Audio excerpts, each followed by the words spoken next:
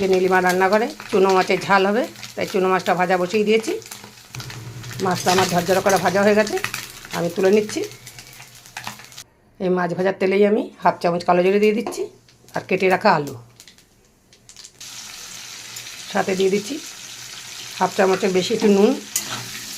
আলুটাকে বেশ একটু ভালো করে ভাজা করে নেব।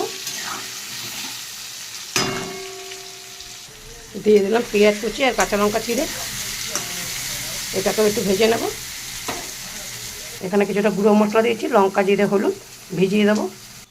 দিয়ে দিচ্ছি টমেটো কুচানো, ভেজানো মশলাটাকে দিয়ে দিচ্ছি।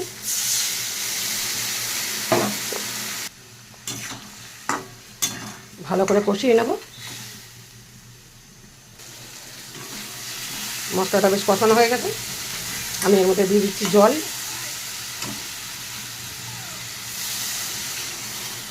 ঝোলটা ফুটে গেলে এই মাছটা দিয়ে দেবো।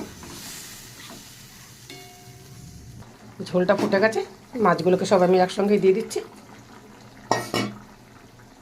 আমার এই চুনো মাছের ঝালটা হয়ে গেছে, নামিয়ে দেবো এবার।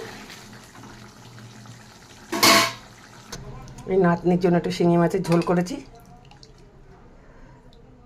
আর এই আমাদের চুনো মাছের ঝোল। যদি ভালো লাগে তাহলে একটা লাইক কমেন্ট শেয়ার করে দেবেন। ধন্যবাদ।